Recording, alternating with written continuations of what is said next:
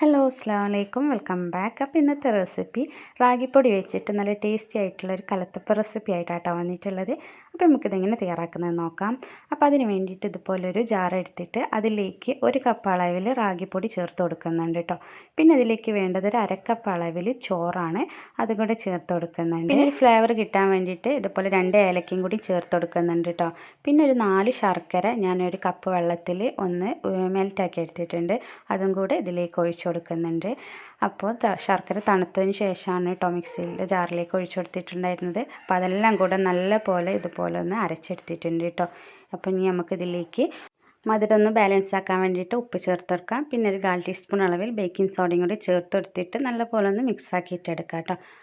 അപ്പോൾ രാഗിയൊക്കെ ഉണ്ടെങ്കിൽ ഇതുപോലെ ഒന്ന് തയ്യാറാക്കി നോക്കട്ടെ. നല്ല ടേസ്റ്റി ആയിട്ടുള്ളൊരു കലത്തപ്പമാണ്. അതുപോലെ കഴിക്കാൻ മടിയുള്ള ഈ രാഗിയൊക്കെ കഴിക്കാൻ മടിയുള്ള കുട്ടികളൊക്കെ ഉണ്ടാവില്ലേ, അപ്പോൾ അവർക്കൊക്കെ ഇതുപോലെ തയ്യാറാക്കി കൊടുത്താൽ നല്ല ഇഷ്ടമാവും കേട്ടോ.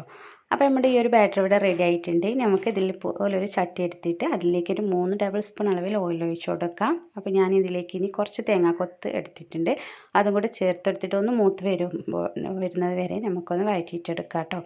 പിന്നെ അതിലേക്ക് ഞാൻ കുറച്ച് മുന്തിരിയും കൂടെ ചേർത്ത് കൊടുക്കുന്നുണ്ട്. അപ്പോൾ മുന്തിരി വേണമെങ്കിൽ ചേർത്ത് കൊടുത്താൽ വേണ്ട, ഓപ്ഷണലാണ്. അപ്പോൾ ഇതെല്ലാം കൂടെ മിക്സ് ആക്കി എടുത്തതിന് ശേഷം നമ്മൾ തയ്യാറാക്കി വെച്ചിട്ടുള്ള ബാറ്റർ ഇതിലേക്ക് ഒഴിച്ചു കൊടുത്തിട്ട് ഒരു ലോ ഫ്ലെയിമിൽ ഇട്ടിട്ട് ഒരു 10 മിനിറ്റ് ഒന്ന് കുക്ക് ചെയ്തെടുക്കാം. അപ്പോൾ നമ്മുടെ ഈ ഒരു ടേസ്റ്റി ആയിട്ടുള്ള രാഗി കൊണ്ടുള്ള കലത്തപ്പം ഇവിടെ റെഡി ആയിട്ടുണ്ട് കേട്ടോ. അപ്പോൾ നല്ല സോഫ്റ്റാണ്, അതുപോലെ കഴിക്കാനും നല്ല ടേസ്റ്റാണ് കേട്ടോ.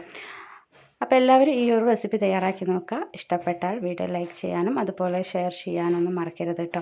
അതുപോലെ എൻ്റെ വീഡിയോ ആദ്യമായിട്ട് കാണുന്നവരാണെങ്കിൽ സബ്സ്ക്രൈബ് ചെയ്യാനൊന്നും മറക്കരുത്. അപ്പോൾ നമ്മുടെ ഈ ഒരു കലത്തപ്പത നല്ല പോലെ ഉള്ളൊക്കെ നല്ല ലെയറായിട്ട് തന്നെ കിട്ടിയിട്ടുണ്ട് കേട്ടോ.